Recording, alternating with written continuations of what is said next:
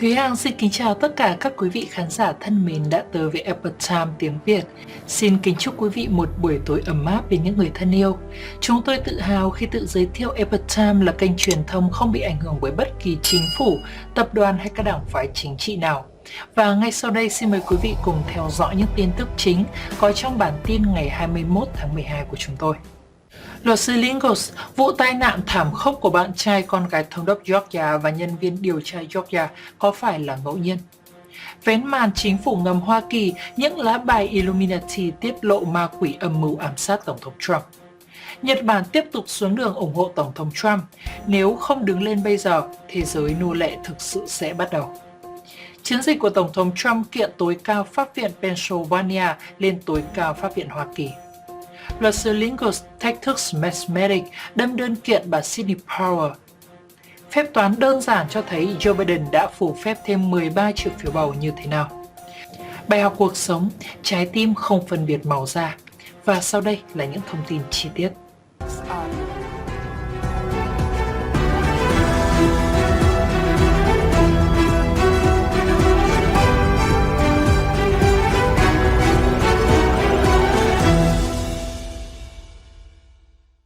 Luật sư Lingos, vụ tai nạn thảm khốc của bạn trai con gái thống đốc Georgia và nhân viên điều tra Georgia có phải là ngẫu nhiên? Thưa quý vị, như chúng tôi đã từng nói, luật sư Lingos luôn là người để lại những manh mối cho người khác đi tìm hiểu sự thực. Mới đây, ông đã lên tiếng đặt dấu hỏi về vụ tử vong do tai nạn thảm khốc của bạn trai con gái thống đốc Georgia Brian Kemp và một nhân viên cục điều tra Georgia có phải là ngẫu nhiên. Là một đảng viên Cộng hòa, thống đốc Georgia Brian Kemp luôn nói rằng ông ủng hộ Tổng thống Trump, nhưng ông cũng bày tỏ thái độ dao động đối với việc xác minh chữ ký phiếu bầu qua thư của bang. Hai luật sư Lingos và Powell đã nhiều lần tiết lộ thống đốc Georgia Brian Kemp và thư ký bang Brad Raffensperger đã tham nhũng và bị Đảng Cộng sản Trung Quốc mua chuộc về vấn đề liên quan đến hợp đồng máy bỏ phiếu Dominion. Vào ngày 3 tháng 12, sau khi đoạn video gian lận ở trung tâm TCF ở Michigan bị phanh phui, ông Kemp đã kêu gọi kiểm tra chữ ký trong một cuộc phỏng vấn với Fox News. Tuy nhiên, chỉ một ngày sau đó, ông lại thay đổi ý định này. Tuy nhiên, nếu nhìn vào những gì xảy ra với những người xung quanh thống đốc Kemp, có lẽ không khó hiểu tại sao ông ấy lại thay đổi quyết định nhanh chóng như vậy. Vào ngày 4 tháng 12, chỉ một ngày sau khi ông Kemp kêu gọi tiến hành kiểm tra chữ ký phiếu bầu qua thư, Harrison Deal, bạn trai của con gái ông, đã thiệt mạng trong một vụ tai nạn xe hơi nghiêm trọng. Theo báo cáo, hiện trường vụ tai nạn ô tô khá thảm khốc. Trong 3 chiếc xe liên quan đến vụ tai nạn, chỉ có chiếc xe của Deal bị cháy nặng, khói bốc lên nghi ngút, cách một dặm cũng có thể nghe thấy tiếng nổ. Luật sư Lingos đã tweet vào ngày 16 tháng 12. Có ai nghe nói về tiến độ điều tra vụ tai nạn xe hơi của Harrison Deal không? Anh ấy là bạn trai của con gái thống đốc Kemp. Các phương tiện truyền thông chính thống không nói gì về vấn đề này. Tôi nghe nói rằng khối động cơ rơi cách đó 60 feet và khung gầm ô tô bị nóng chảy không còn ra hình thù. Điều này có đúng không? Ai đang điều tra? Luật sư Good lại tweet vào hôm sau. Tôi yêu sự thật với tư cách là một luật sư xét xử. Tôi theo đuổi sự thật để đạt được công lý, không có chuyện ngẫu nhiên. Tôi muốn biết sự thật về cái chết thương tâm của Harrison Deal. Tôi cũng cầu nguyện rằng cái chết của nhân viên điều tra Cục Điều tra Georgia không liên quan. Nạn tham nhũng ở quê hương Georgia của tôi thật kinh khủng, thật buồn nhưng đó là sự thật. Gần đây cũng có một nhân viên Cục Điều tra Georgia đã tử vong tại nhà vào ngày 14 tháng 12. Ông James Sullivan, 51 tuổi. Thông thường nguyên nhân cái chết được nêu rõ trong cáo phó, nhưng cáo phó này lại không được đề cập rõ ràng. Thông tin này đã được bàn tán rất nhiều. Nhiều người cảm thấy vụ tai nạn này không giống tai nạn xe hơi thông thường và đặt nghi vấn rằng hai vụ tử vong là sự trùng hợp khó lý giải. Điều đáng ngạc nhiên là vào ngày 18 tháng 12, thống đốc Kemp và con gái đã tham dự bữa tiệc Giáng sinh tại Tòa Bạch Ốc và họ còn đăng những bức ảnh rất vui vẻ. Thưa quý vị, có lẽ luật sư Goss đang muốn đưa thông điệp nào đó cho tất cả người dân Hoa Kỳ. Ngẫu nhiên vốn dĩ không tồn tại, phải chăng đây lại là một hành động dằn mặt của thế lực nhà nước ngầm khét tiếng tại Hoa Kỳ? Còn quý vị thì nghĩ sao về vụ việc này? Hãy cho chúng tôi biết suy nghĩ của quý vị nhé! Vén màn chính phủ ngầm Hoa Kỳ, những lá bài Illuminati tiết lộ ma quỷ âm mưu ám sát Tổng thống Trump. Kính thưa quý vị, liên quan tới tin tức trên, Thúy Hằng cũng muốn đưa tới cho quý vị một tin tức liên quan tới âm mưu ám sát Tổng thống. Ông trùm truyền thông Hoa Kỳ và là nhà truyền giáo bảo thủ nổi tiếng Pat Robertson đã đưa ra một dự đoán đáng kinh ngạc trong chương trình trò chuyện Club 700 của đài CBN vào ngày 20 tháng 10. Ông đã nói rằng Chúa đã nói cho ông biết Tổng thống Trump chắc chắn sẽ tái đắc cử, nhưng sau đó sẽ có tình trạng hỗn loạn ở Hoa Kỳ và ông Trump sẽ phải đối mặt với ít nhất 2 lần bị ám sát. Đó là điều không ai muốn diễn ra, nhưng đã có những chứng cứ để lại chứng minh rằng có lẽ âm mưu này không phải là không có thật. Trong thẻ bài Illuminati phát hành vào năm 1995, có một thẻ tên là Quá đủ rồi. Trên đó có hình vẽ là một khuôn mặt giận dữ và khuôn mặt này rất giống với Tổng thống Trump. Nội dung mô tả trên thẻ bài là bất cứ lúc nào, bất cứ nơi đâu, lính bắn tỉa của chúng ta cũng sẽ bắn gục ngươi. Chúc ngươi có một khoảng thời gian vui vẻ. Thưa quý vị, thẻ bài này thực sự khiến người ta phải rùng mình.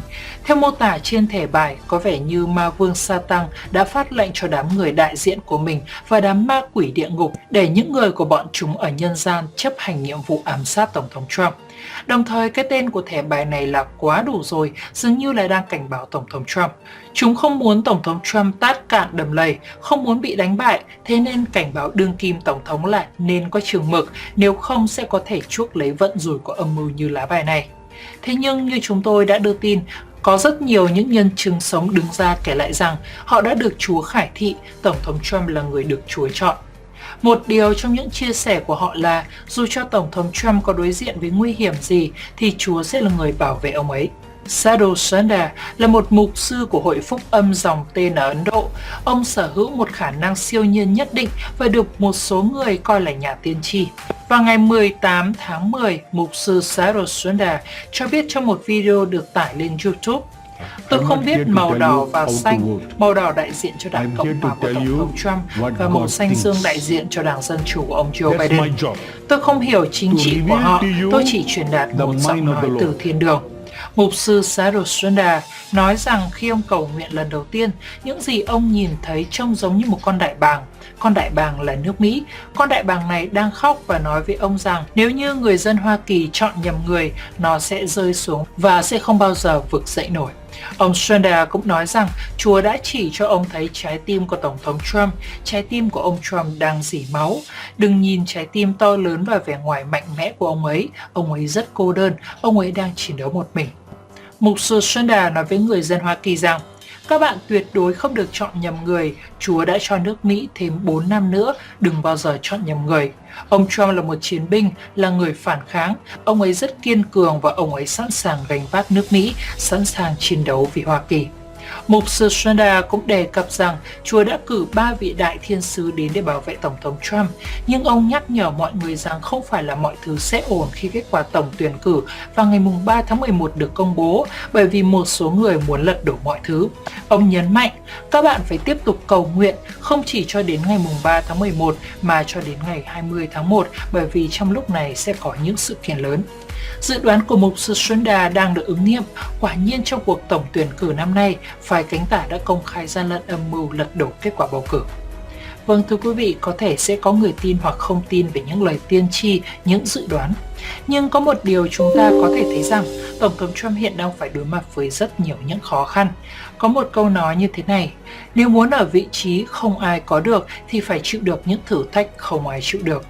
Thưa quý vị, vậy nên chúng ta hãy không ngừng cầu nguyện cho Tổng thống Trump được bình an dưới sự chở che của các đấng thần linh quý vị nhé. Nhật Bản tiếp tục xuống đường ủng hộ Tổng thống Trump. Nếu không đứng lên bây giờ, thế giới nô lệ thực sự sẽ bắt đầu. Không chỉ người dân Hoa Kỳ mà người dân trên toàn thế giới cũng đều đang hướng về Hoa Kỳ, vùng đất cuối cùng của tự do. Hôm qua ngày 20 tháng 12, người dân Nhật Bản tiếp tục xuống đường tuần hành để ủng hộ Tổng thống Trump, lên án hành vi gian lận trong cuộc bầu cử ở Hoa Kỳ. Cuộc bầu cử Tổng thống Hoa Kỳ năm nay vẫn chưa đi đến hồi kết và ngày càng khốc liệt hơn. Trong khi truyền thông cánh tả luôn tô vẽ cho Joe Biden là Tổng thống đắc cử, thì vẫn còn có rất nhiều người tin vào việc có gian lận bầu cử, đứng lên ủng hộ Tổng thống Trump. Nối tiếp cuộc diễn hành ủng hộ Tổng thống Trump tại Tokyo, Nhật Bản vào ngày 29 tháng 11, ngày hôm qua ngày 20 tháng 12, người dân Nhật Bản tại Osaka đã tổ chức một cuộc tuần hành với các khẩu hiệu băng rôn, ủng hộ Tổng thống Trump thêm 4 năm nữa, bầu cử vi hiến toàn quốc, đừng để bị lừa với các phương tiện truyền thông giả, đã thu hút hàng nghìn người hâm mộ Tổng thống Trump tham gia. Vâng, thưa quý vị, sự ủng hộ Tổng thống Trump giờ đây đã lan tỏa trên khắp mọi nơi ở thế giới. Đây là một sự ủng hộ mạnh mẽ tới Tổng thống Trump phải không ạ? Chiến dịch của Tổng thống Trump kiện tối cao Pháp viện Pennsylvania lên tối cao Pháp viện Hoa Kỳ. Nhóm vận động tranh cử của Tổng thống Donald Trump hôm Chủ nhật ngày 20 tháng 12 theo giờ Mỹ đã đệ đơn kháng cáo lên tối cao Pháp viện Hoa Kỳ để đảo ngược phán quyết của tối cao Pháp viện Pennsylvania về thay đổi luật bỏ phiếu qua thư. Theo đơn, chiến dịch đang cố gắng đảo ngược 3 trường hợp do tối cao Pháp viện của tiểu bang quyết định đã thay đổi bất hợp pháp luật bỏ phiếu qua thư ngay trước và sau cuộc bầu cử tổng thống năm 2020. Các luật sư cho rằng các quyết định của tối cao Pháp viện tiểu bang đã vi phạm Điều 2 của Hiến pháp và phán quyết năm 2000 của Bush kiện Gore. Đơn kiện viện dẫn rằng thẩm phán Samuel Alito và 2 thẩm phán khác đã xem xét tính hợp hiến của quyết định của Tòa án tiểu bang về việc kéo dài thời hạn luật định để nhận phiếu bầu từ 20 giờ ngày bầu cử mùng 3 tháng 11 tới 17 giờ ngày thứ Ba sau đó.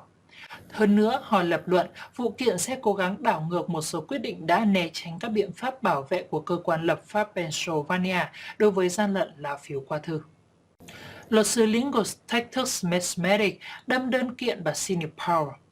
Luật sư Lingus cho biết rõ về nền tảng và kinh nghiệm của tôi về luật phỉ báng, bà Sidney Powell đã yêu cầu tôi đại diện cho bà ấy và đáp lại lời đe dọa khiếu kiện của Mesmeric.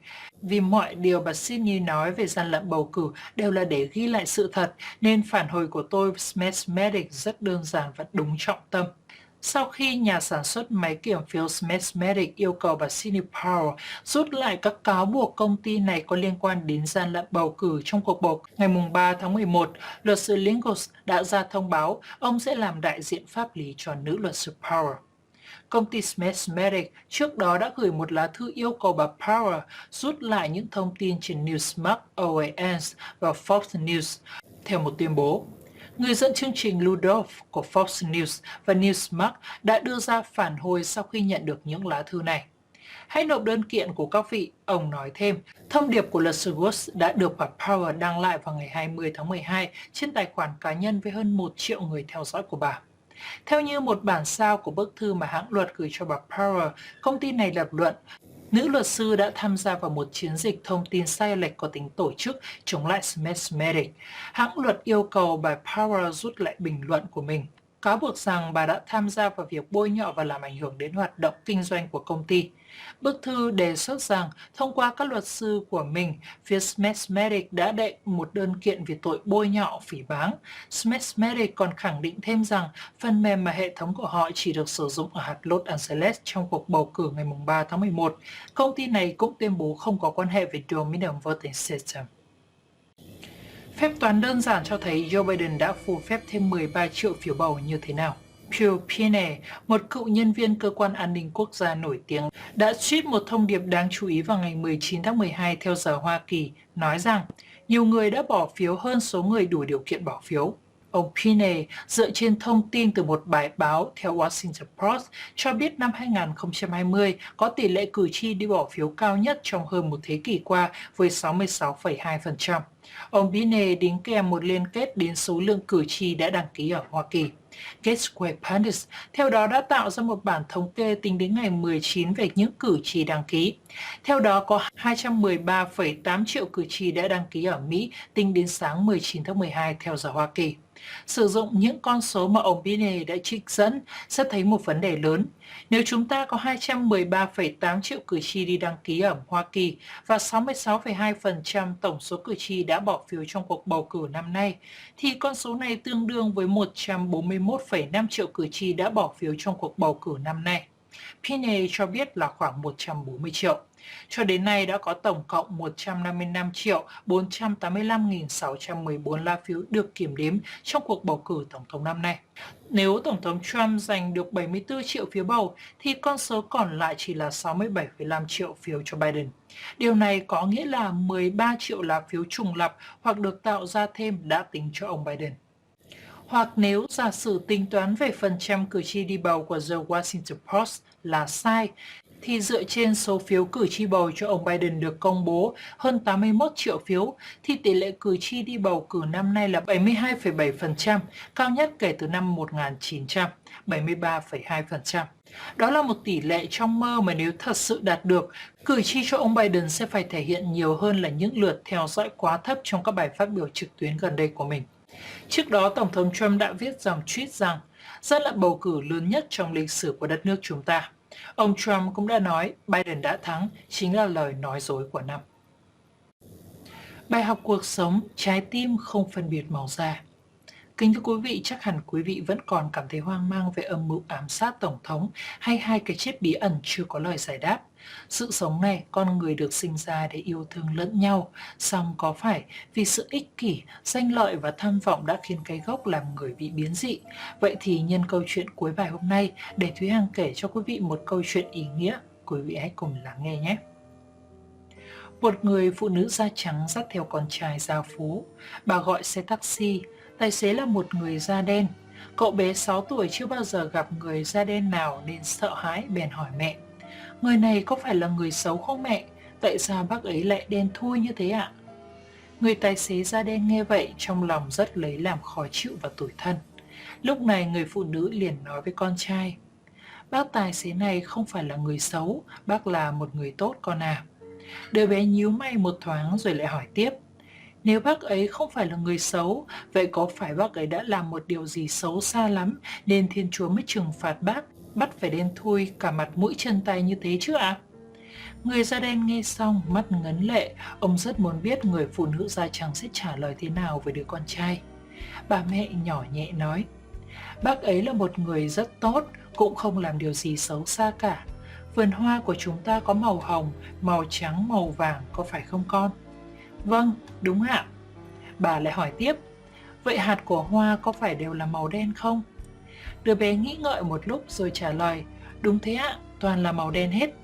Bà mẹ vẫn tiếp tục dẫn dắt câu chuyện một cách nhẹ nhàng. Hạt giống màu đen sẽ cho nở ra những đóa hoa đầy màu sắc và thơm ngát, tô điểm cho cả thế giới này thêm muôn màu muôn vẻ, có đúng không con? Vâng ạ. Bé trai đột nhiên ngộ ra vấn đề và nói, à, con hiểu rồi, vậy là bác tài xế đây không phải là người xấu rồi. Cảm ơn bác đã tô điểm cho cả thế giới này thêm muôn màu muôn vẻ,